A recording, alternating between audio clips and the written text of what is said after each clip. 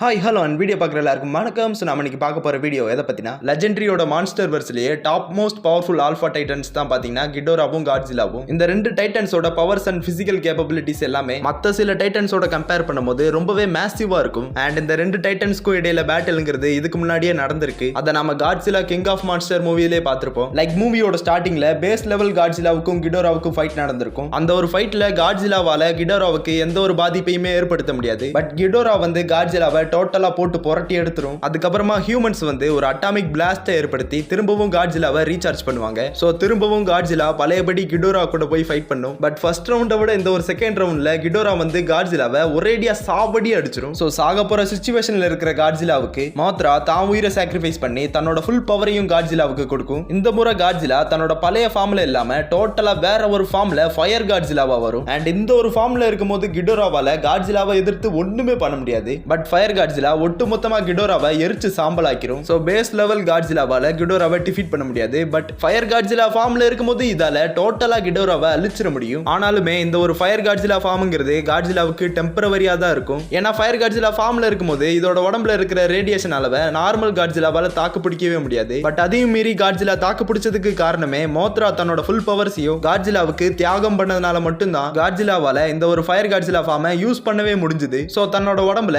ரேடியேஷனோட அளவு கம்மி ஆயிட்டாலே fire Godzilla பழையபடி நார்மல் காட்ஜிலாவா மாறிடும். ஆனா இப்ப ரீசெண்டா ரிலீஸ் ஆன காட்ஜிலா எக்ஸ் காங் தி நியூ எம்பரர் மூவில காட்ஜிலா வந்து புதுசா ஒரு பிங்க் கலர் ஃபார்மை வந்து அட்டெண்ட் பண்ணிருக்கும். இந்த ஒரு பிங்க் கலர் ஃபார்ம்ல இருக்கும்போது காட்ஜிலாவோட பவர்ஸ் அண்ட் பிசிக்கல் கேப்பபிலிட்டிஸ் எல்லாம் நார்மல் காட்ஜிலாவோட கம்பேர் பண்ணும்போது ரொம்பவே பவர்ஃபுல்லா இருக்கும். சோ இன்னைக்கான வீடியோல இந்த ஒரு பிங்க் கலர் காட்ஜிலாவால கிடோராவை டிஃபீட் பண்ண முடியுமா அப்படிங்கறத இந்த வீடியோல நாம பார்க்க போறோம். வீடியோவை ஸ்டார்ட் பண்றதுக்கு முன்னாடி இந்த வீடியோ உங்களுக்கு பிடிச்சிருந்தா லைக் ஷேர் கமெண்ட் பண்ணுங்க. மறக்காம சூப்பர் காமிக்ஸ் தமிழ் சேனலை சப்ஸ்கிரைப் பண்ணுங்க. சோ வாங்க வீடியோக்குள்ள போலாம். ஃபர்ஸ்ட் ஆஃப் ஆல் கிடோராவோட பவர்ஸ் என்னென்ன அப்படிங்கறத டீடைலா பார்த்துடலாம். ஆக்சுவலா கிடோரா வந்து நம்ம எர்த்தை சேர்ந்த டைட்டனே கிடையாது. இது வந்து அவுட்டர் ஸ்பேஸ்ல இருந்து வந்த ஒரு ஏலியன் ஸ்பீசிஸ். அதனாலே இதோட பவர்ஸ் அண்ட் லுக் எல்லாம் ரொம்பவே வித்தியாசமா இருக்கும். லைக் கிடோரா வந்து 3 தலைகள் கொண்ட ஒரு டிராகன். இதோட ஒவ்வொரு தலையும் ஒவ்வொரு விதமா சிந்திச்சு தன்னோட ஆப்போனன்ட்டை அட்டாக் பண்ணும். பிளஸ் இது போகிற இடம் எல்லாமே புயல் மலை இடின்னு சுற்றுச்சூழலை ரொம்பவே பயங்கரமா பாதிக்கும். அண்ட் இது வெளியிடுற அந்த ஒரு கிராவிட்டி பீம் வந்து காட்ஜிலாவோட அட்டாமிக் பிரத்தை விடவும் ரொம்பவே பவர்ஃபுல்லானது. கிடோரா வந்து பவர் வைஸ் மட்டும் இல்லாம பிசிக்கலாவும் ரொம்பவே ஸ்ட்ராங்கா இருக்கும். லைக் இதோட ஹைட் மட்டுமே பாத்தீங்கன்னா 500 ஃபீட்டுக்கும் மேல இருக்கும். அண்ட் இதோட வெயிட் 1,50,000 டன் வரைக்கும் இருக்கும். என்னதான் இவ்வளவு ஹெவியா இருந்தாலும் தான் மட்டும் இல்லாம காட்ஜிலாவோட வெயிட்டையும் தூக்கிக்கிட்டு பறக்கிற அளவுக்கு கிடோராவோட ஸ்ட்ரென்த்தும் ஃபிளையிங் ஃபோர்ஸும் ரொம்பவே பயங்கரமா இருக்கும். அண்ட் டியூரபிலிட்டி வைஸுமே கிடோரா வந்து ரொம்பவே ஸ்ட்ராங்கா தான் இருக்கும். Like missiles, rocket launchers, atomic bomb மாதிரியான பவர்ஃபுல்லான வெப்பன்ஸ் எல்லாம் கிடோராவை பெருசா பாதிக்காது.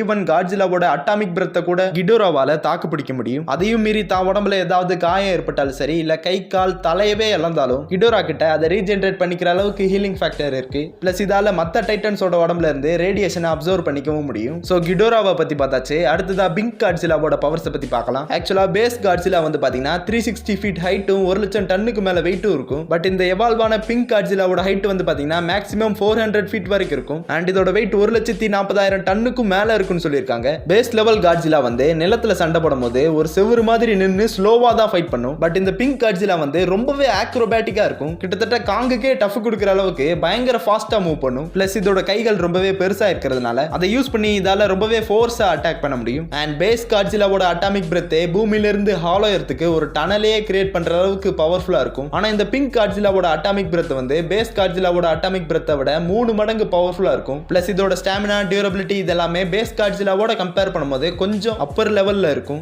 சோ பிங்க் காட்ஜிலாவோட பவர்ஸ் பத்தியும் பார்த்தாச்சு. அடுத்ததா இந்த ரெண்டு டைட்டன்ஸ்க்கும் ஃபைட் வச்சா யார் ஜெயிப்பா அப்படிங்கறத பார்க்கலாம். ஃபர்ஸ்ட் ஆஃப் ஆல் கிடோராவை எந்த ஒரு டைட்டனாலையும் அவ்வளவு சீக்கிரம் அடிச்சலா டிஃபீட் பண்ணவே முடியாது. ஏன்னா இதோட டியூரபிலிட்டி, ஹீலிங் ஃபேக்டர் இதெல்லாமே ரொம்பவே பவர்ஃபுல்லா இருக்கும். சோ கிடோராவை டிஃபீட் பண்ணனும்னா அதுக்கு ஃபயர் காட்ஜிலா பண்ண மாதிரி ஒரேடியா தன்னோட ஃபுல் பவர் யூஸ் பண்ணி அட்டாக் பண்ணா மட்டும் தான் கிடோராவை அழிக்க முடியும். கிட்டத்தட்ட ஃபயர் காட்ஜிலாவே தன்னோட நியூக்ளியர் பல்ஸ் அட்டாக்கை 3 முறை பயன்படுத்தினதுக்கு அப்புறம் தான் கிடோராவை அதால அழிக்க முடிஞ்சது. சோ சேம் இதே மாதிரி பிங்க் காட்ஜிலாவாலையும் பண்ண முடியுமான்னு பார்த்தோம்னா பிங்க் காட்ஜிலாவால அதிகபட்சம் 2 முறை தான் தன்னோட நியூக்ளியர் பல்ஸ் அட்டாக்கை யூஸ் பண்ண முடியும். அப்படி யூஸ் பண்ணிருச்சுனா பிங்க் காட்ஜிலாவோட உடம்புல இருந்து 90% ஆஃப் த ரேடியேஷன் வந்து ட்ரை ஆயிடும். சோ பிங்க் காட்ஜிலா வந்து தன்னோட நியூக்ளியர் பல்ஸ் அட்டாக்கை ரொம்பவே சேஃபா யூஸ் பண்ணணும். அதே சமயத்துல கிடோரா வந்து பறந்து ஃபாஸ்டா அட்டாக் பண்ணும். பட் க்ளோஸ் ரேஞ்ச்ல ஃபைட் ஏற்படும் போது கிடோராவுக்கு அது பெரிய பிரச்சனையா இருக்கும். ஏன்னா பிங்க் கலர் காட்ஜிலாவோட அட்டாமிக் பிரத் வந்து ரொம்பவே பவர்ஃபுல்லா இருக்கிறதுனால என்னதான் கிடோரா தன்னோட கிராவிட்டி பீம் எல்லாம் வச்சு அட்டாக் பண்ணாலும் காட்ஜிலா தன்னோட அட்டாமிக் பிரத்தை யூஸ் பண்ணி கிடோராவை பயங்கரமா டேமேஜ் பண்ணும். பட் தன்னோட அட்டாமிக் பிரத் எல்லாம் யூஸ் பண்ணி கிடோராவை காட்ஜிலாவால அவ்வளவு சீக்கிரம் தோக்கடிச்சிட காப்பாற்ற முடியாது. சோ தன்னோட நியூக்ளியர் பல்ஸ் அட்டாக் தான் காட்ஜிலாவுக்கு ஒரே வழி. இதை மட்டும் காட்ஜிலா க்ளோஸ் ரேஞ்சில் கிடோரா மேல கரெக்டா யூஸ் பண்ணிருச்சுன்னா பிங்க் காட்ஜிலாவால கிடோராவை டிஃபீட் பண்ணிட முடியும். சோ இந்த பேட்டிலோட வின்னர் யாருன்னா பிங்க் காட்ஜிலா தான். ஒரு வழியா நம்ம வீடியோவோட எண்டுக்கு வந்துட்டோம். இந்த வீடியோ உங்களுக்கு பிடிச்சிருந்தா லைக், ஷேர், கமெண்ட் பண்ணுங்க. மறக்காம சூப்பர் காமிக்ஸ் தமிழ் சேனலை சப்ஸ்கிரைப் பண்ணுங்க.